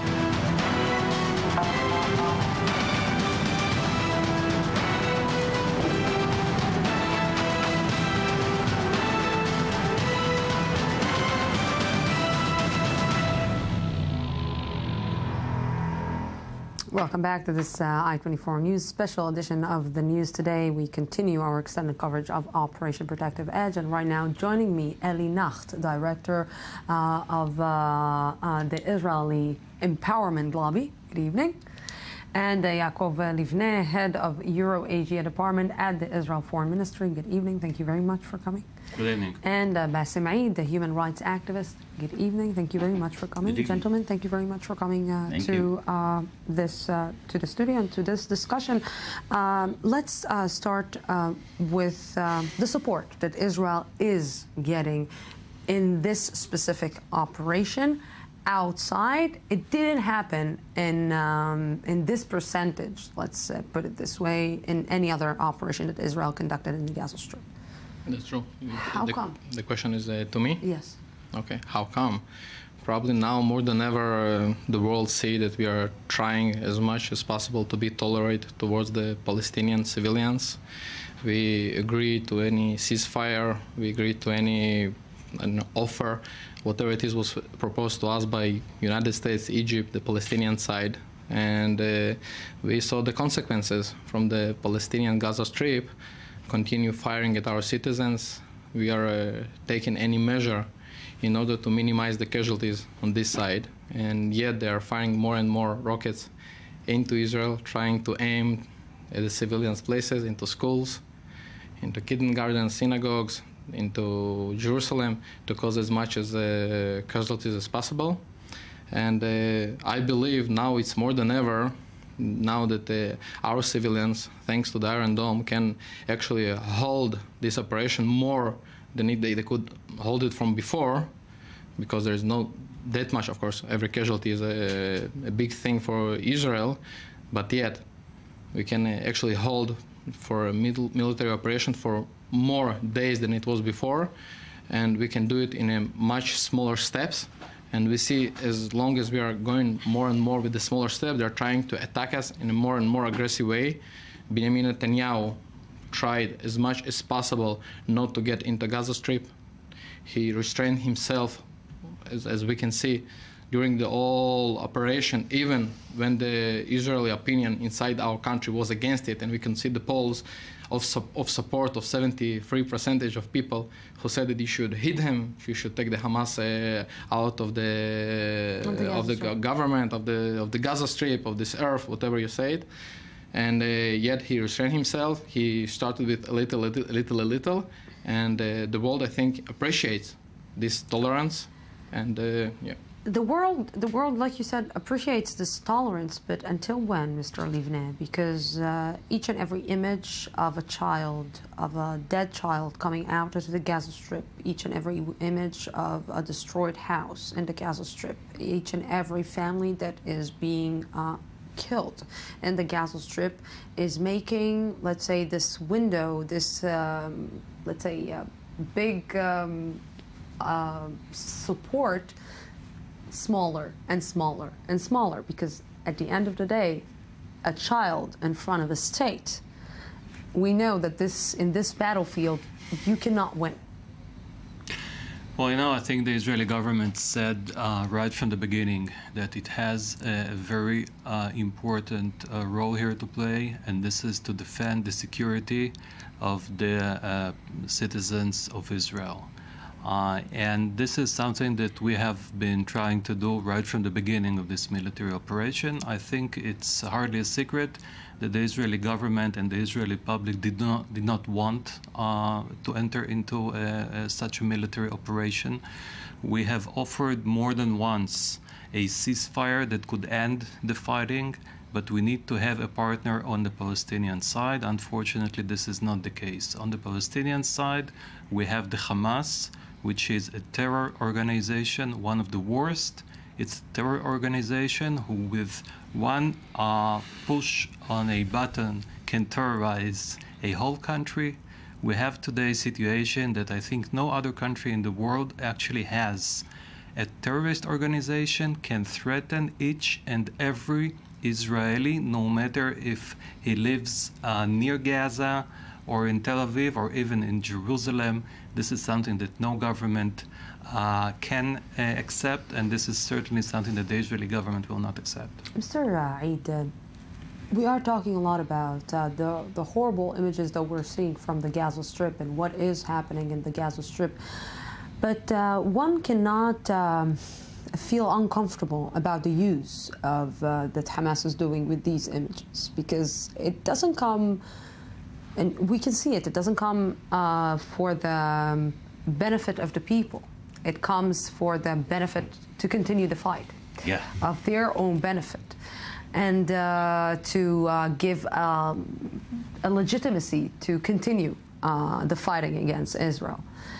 So do the people in the Gaza Strip understand that they are being used and their suffering is being used by Hamas militants? See, the Hamas is gaining for its own political interests. And looks like that the Israelis almost ready to fulfill such kind of a political interests. What is the political interest of Hamas? Is to bring more and more deaths and killed civilians in front of the cameras of the international community. Of course that the Hamas will gain power among the international community, and I think that every nation right now is looking so shame towards Israel and what Israel is doing. Right now, the picture became very clear to the international community that Israel is destroying the civil infrastructure of the Gaza Strip, but not the Hamas infrastructure. And the proof for that the shooting of the rockets is still going on towards Israel and the south of Israel. In my opinion, Israel has no support right now, even among the United States. I don't want here to mention, the last night telephone call between Mr. Netanyahu and Mr. Obama. And I don't want also to say what Mr. Netanyahu told Kerry about the ceasefire. I think that Israel is still waiting for a partner to bring such kind of a ceasefire, and that Israel can get out from such mud that Israel put itself by itself in the Gaza Strip. Before both of you will answer, I just want right now to go to the Gaza border, to our I-24 News correspondent Jonathan Regev. The latest updates, Jonathan. Yes, Lucy, we are hearing of fighting inside the street behind us. The heavy artillery you heard the last time you came to us has quieted down a bit. It's not as noisy as it was about an hour ago, but we're still hearing artillery shells being fired from Israel into the Gaza Strip. What we are hearing more is a gunfire inside the strip itself, meaning there are some ground confrontations inside the strip. We're also hearing helicopters above us in the air. Earlier, we also saw jet fighters. So obviously, this is another night of fighting there inside the strip. This is obviously something we can see from here, from the Israeli-Gaza border. Yes, Jonathan Regev, thank you very much for this update. And we spoke about the psychology and how the images are working. I want you to see with me, the battle for mines has always been part of warfare and is part of Operation Protective Edge, of course. I-24 News correspondent Uri Shapiro looks at the psychological war waged alongside the fighting on the battlefield. Capture their minds and their hearts and soul will follow, says a famous quote which is often used to describe psychological warfare, the use of various techniques to demoralize or influence the enemy. These methods have been used for years and are also in play in the current crisis in Gaza. Just like in previous instances, the underdog is the one who has the upper hand, since he often uses images of his own destruction to convince the enemy's soldiers to hold their fire. And one of the basic techniques of persuasion, which is used in psychological warfare, is the principle of using guilt. A soldier who feels guilty, it doesn't matter how well trained it is, he would never use his weapon. Another psychological technique is to spread fear among the enemy. This video released by Hamas Tuesday night shows a squad infiltrating through a tunnel inside military base and killing 5 Israeli soldiers. Though the video was aired on a Palestinian network, the message was clearly aimed at the Israelis, to show how easily Hamas can reach its targets and how vulnerable Israeli soldiers are. Israel has also tried a psychological approach, but apparently with low-tech tools. Last week, eyewitnesses in Gaza City reported that Israeli jets dropped leaflets with a list of names of Islamic militants that the military says it has killed since the start of the offensive. However, this attempt turned out to be quite limited in its effectiveness. It's nonsense. They're trying to scare people, but it's not working. This is pitiful, I think, and it doesn't mean anything for the people. Nobody's scared from this, not even a child. Let them do what they want. Some experts consider psychological warfare as a weapon of the weak, a last resort when all other options are unavailable. What once was widely used by governments and intelligence organizations has now shifted to terrorist groups. Recently, the notorious jihadist militant group ISIL released this terrifying video with a clear message to the Iraqi soldiers: surrender and you'll be next.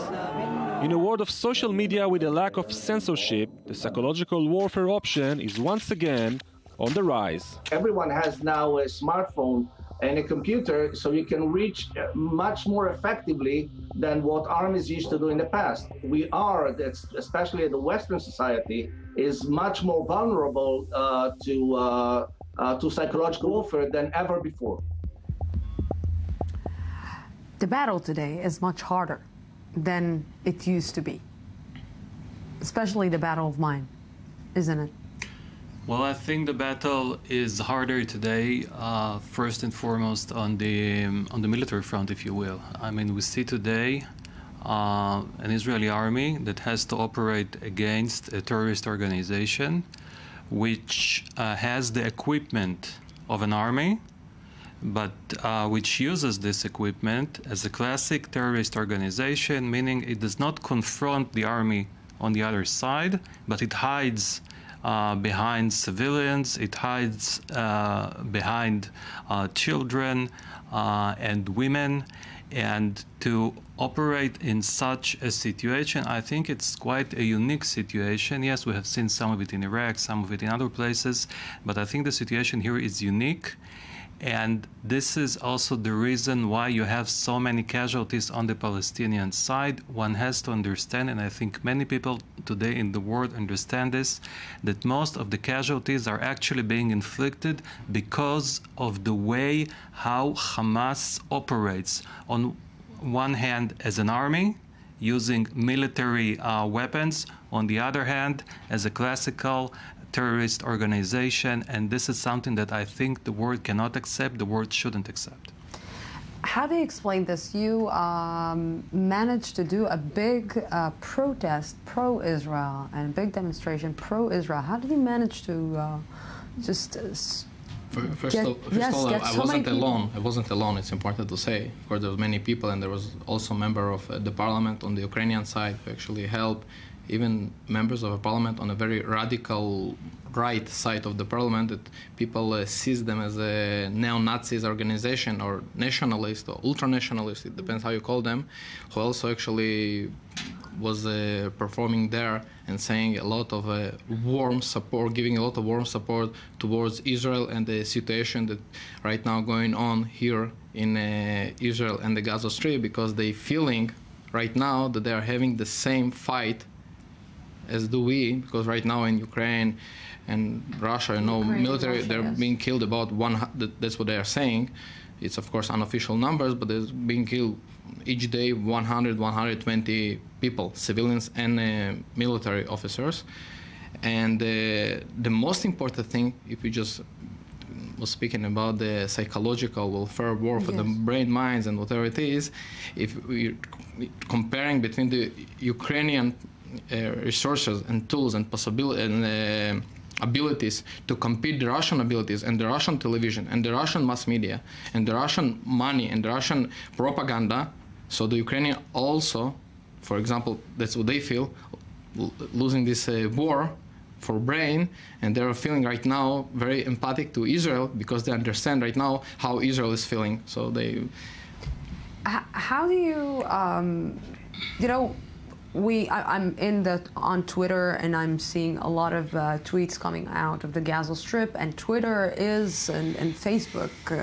It's the media. It's the media. It's the media. Where people, you know, the real media for one person's truth is other person, you know, lie, but in one way or another. Yeah. And I'm not saying that what the people are taking out and showing on Twitter from the Gaza Strip is a lie, and I'm not around the world. But you know, we're hearing the suffering, and we're seeing it as it's a new battlefield also for Israel to fight, and we're seeing the bad use of social media. We're not seeing the good use of social media, especially in the Gaza Strip and in the West Bank. We remember that we can say that the social media in one way or another made the revolution in the Arab world, or the let's say the winter, not the Arab Spring, but the Arab winter. It's much more an Arab summer. Yeah, it's an Arab summer. Actually, it's better. How come it's not happening also in the Gaza Strip? How come the social media is not driving people out when they know what is happening on the streets, when they know that Hamas is using them in this way or another? I think that the social media almost organized even in the Gaza Strip with the whole, you know, tough Israeli military action towards Gaza. It's totally organized. People knows exactly how to do it and exactly how to use it. And no doubt that the social media which is coming out from the West Bank and the Gaza Strip has its own influence around all of the world. Never mind the comments, what people are writing, but believe me that the pictures that we are receiving via the social media are a real picture. Now the problem is that in the eyes of the international community, everybody is blaming Israel by killing civilians. Never mind what are the circumstances, if the Hamas, they are using them as a human shield or not, but Israel is still responsible among the international community, among the international humanitarian law. Israel is responsible. And I believe that after all of what's going on, one day Israel should have to be presented to such number of courts, and Israel will be punished for that. Believe me, no one around the world will forgive Israel for such kind of crimes in Gaza. We saw that the international community gave a lot of support to Israel. Not just, sorry for interrupting you, not just international community. We are seeing a lot of Arab countries for the first time. Not just the international community. We are not just speaking about the countries like Canada, who usually support us, about the United States, who are so-called biggest friend. But right now, we are seeing for the first time a united coalition, really, for the biggest empires among the Arab countries, who are actually support quietly. Israel's doing the job for them as well. Because they're understanding that Hamas right now is, as Yaakov said, is a terror organization, is a threat not only for Israel, is a threat also for the entire world. Very short comment. I totally agree with you. But the support that you are gaining among the international community and among some of the Arab worlds is by hitting the Hamas, not killing the civilians and demolishing the civilians' houses. I agree with you. This is Israel should have to take it into its consideration. Of course, but the killing of the civilians is a result which no one on the Israel side, not on the military, not on the other civilian side, is not happy about it. Yeah, but go it's and explain this. Go and explain this. Go and explain this reasonable way of thinking to the people who are losing their houses. Yes, but ask United States how many. I know, but he's just more intelligent than me, and I just will interrupt you in 1 second. Ask, please, this most intelligent empire, is called United States, how many civilians, with all the respect, was killed during the war in Iraq. Ask the G8 empire Russia, which is blocking and putting a veto to every important strategic decision that we have, how many civilians, not civilians, how many villages were demolished in the Chechen war? Come on. Okay, I think we need to discuss this issue in a serious manner. And one cannot apply double standards or something that is even worse vis-a-vis Israel. You have one standard, apparently, which is addressed to some of our neighbors.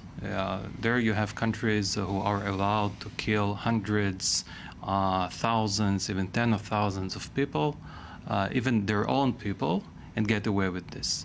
So this is one standard. You have a second standard of Western countries that also from time to time have to conduct military operations, and they do it as it has always been done. And then you have a third standard that someone tries to invent for the state of Israel, for the Jewish state, actually telling us in such a way, you cannot defend your own citizens. You cannot defend the citizens of Israel.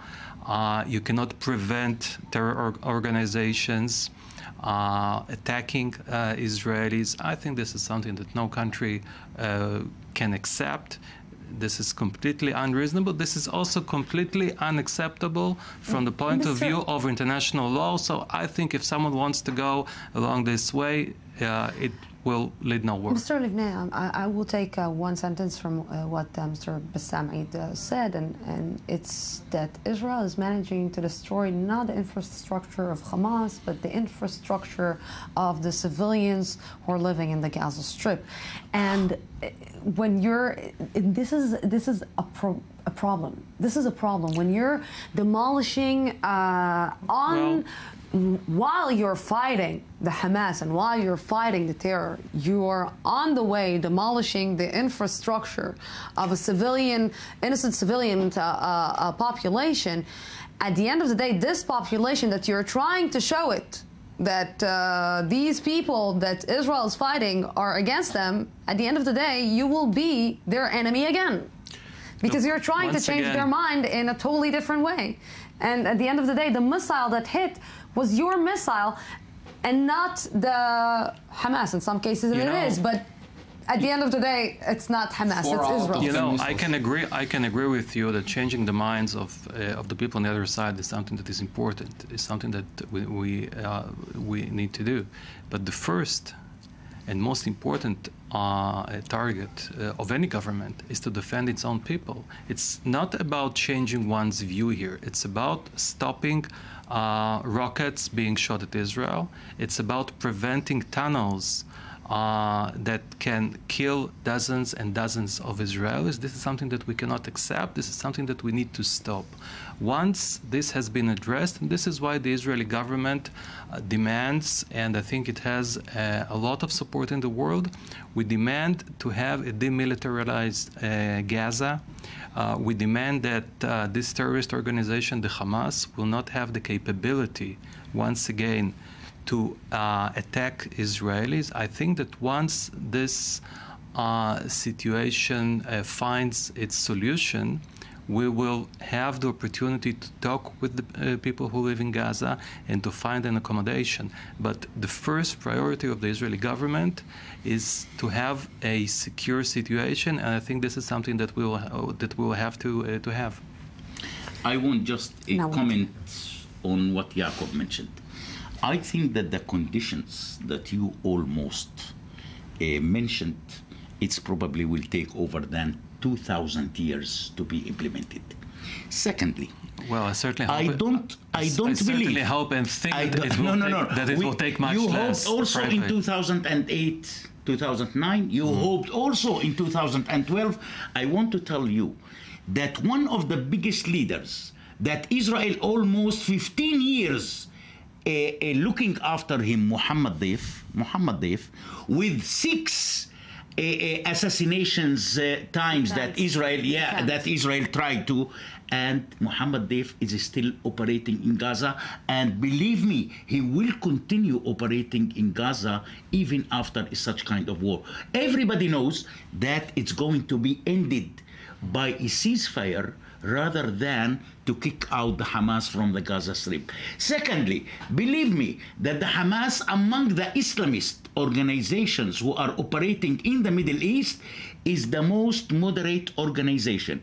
You want Daesh, you want Al-Nusra, you want Boko Haram from Nigeria, what else you want? Listen, I think that the Israeli military and the Israeli security took into their consideration, and this is something I read it in the Israeli media. They did their operations, and they were preparing for these attacks with Daesh, with Al Qaeda, with Iran. So okay, but this is the end. If you are going to put an end for the Hamas, so we are going to switch to another organization like Daesh and Boko Haram.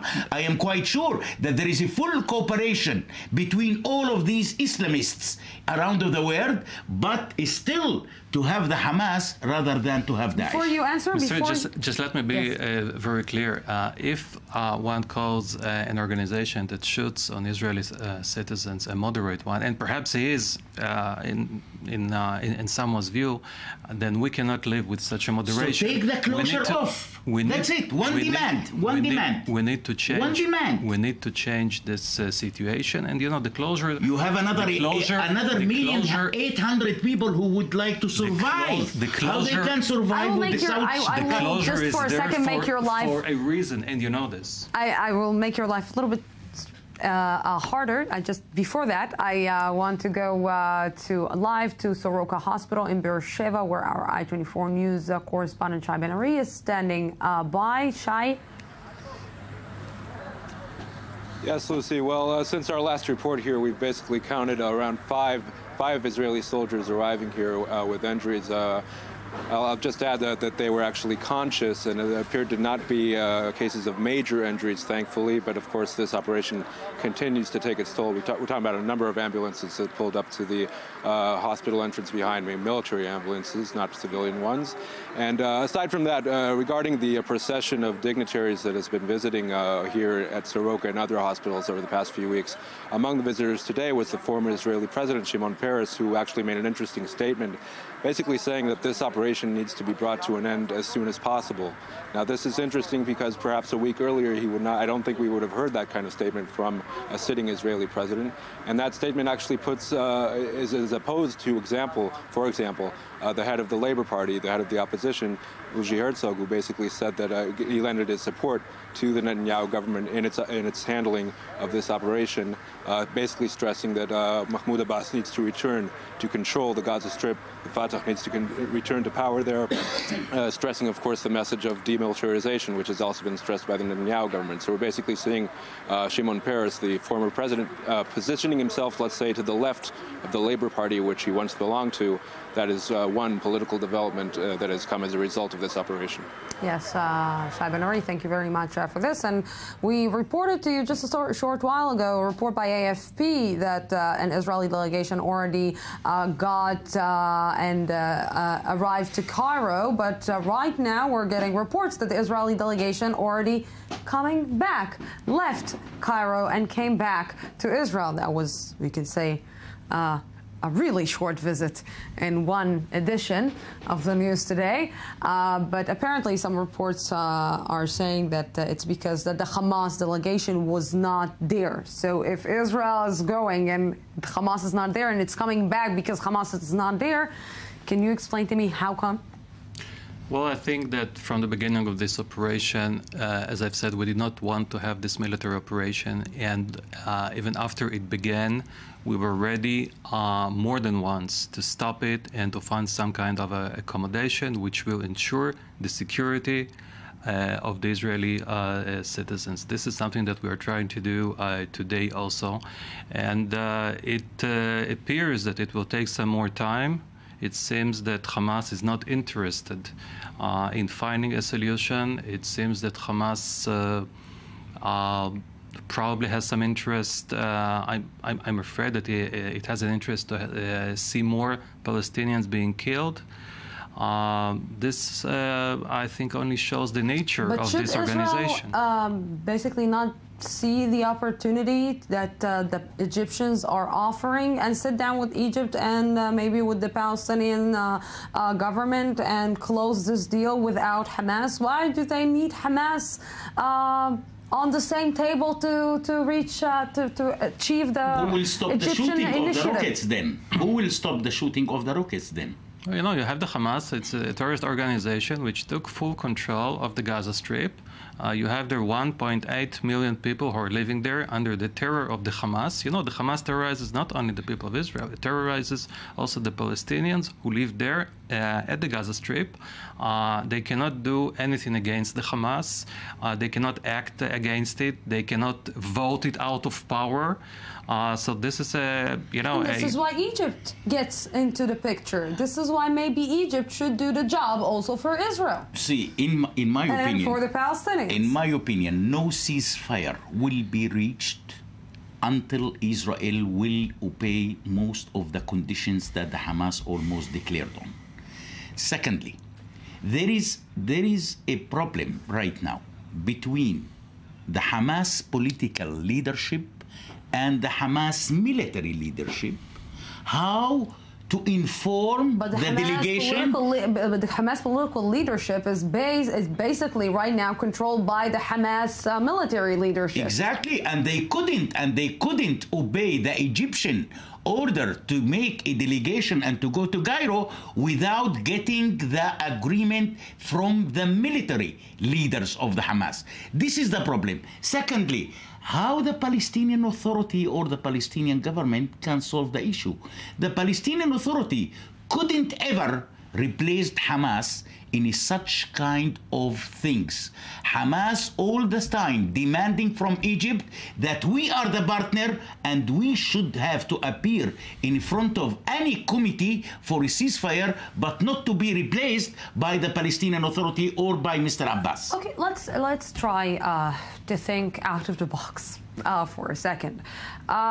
We know what Russia is doing in Ukraine. We know that what just happened with the plane. It depends what television you're looking at. It depends which television you're looking at, but you know, from what we're hearing and reading and to the conclusions that we're getting, we understand what is happening. We understand what is happening in a country such like Syria, that is killing and massacring people each and every day. We know what is happening in Lebanon, which is a country also.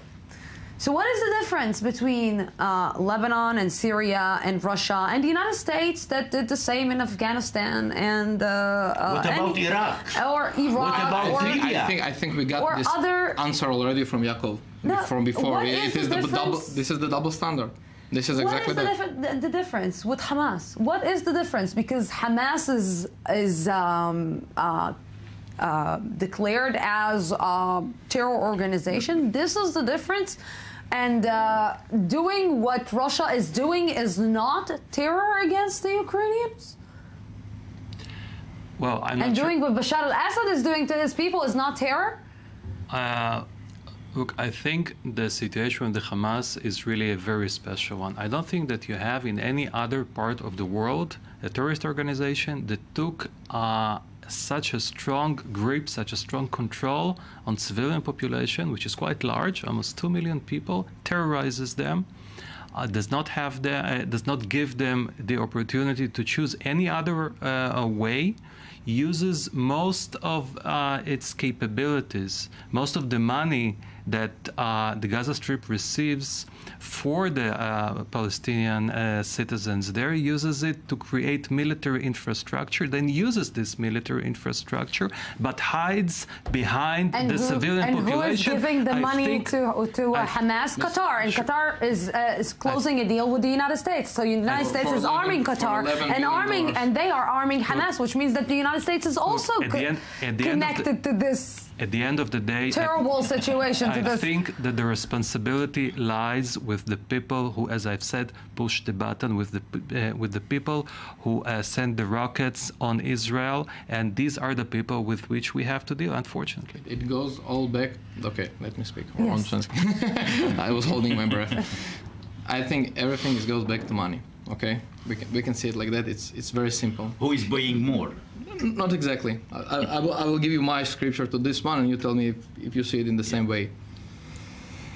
Hamas is actually selling the casualties of the Palestinians, of the people who are being killed by the Israeli army. The more photos, the more pictures of those Palestinian miserable children who are actually being killed by mistake, probably, trying to bomb this civilian infrastructure that you were mentioning before. Why we actually even aiming at this civilian infrastructure from the start? Because it was proved even once again in this operation that they are hiding the missiles, their armory, everything. No, when I'm talking about civilian infrastructure, I'm talking in a metaphor. Never mind. But it's not like a specific. I understand, but it's still civilian infrastructure. Okay, not only the people, also the buildings, because it goes hand in hand with the same thing. They're hiding it there. They're actually pushing us towards the schools, toward the kindergartens, toward their churches. We are bombing this because they're actually managing their war from this position. Children, women, civilians being killed. They're showing the Arab world and the Europe, look what they're doing for us. Please help us managing this war. Please help us finance give us money in order not to being devastated completely and to being able to give our attack back to this Israeli diamond. And then Qatar giving their money. We saw hundreds of millions of dollars of money, and not only Qatar, also the Europe nations. They're taking this money. We know what they're doing with it. Then, in order to try to stop actually the coalition all around the world against Israel and Hamas, they are actually bribing, if I might say so, the United States and our friends with so-called military deals, which brings a lot of money, a lot of oil money, gas money, terrorist money, into United States, into Europe, into our friends, but they know they're in a very big, difficult situations because their economy right now is down, and they need this money because they're also political people. They need to be re-elected in the next election. Obama needs to show not what's going on in Middle East, in Israel, in Syria, and Lebanon. He needs to show he's creating more jobs to his people. So if Qatar is ready to give him $11 billion of money, so he almost have as a politician to embrace this money.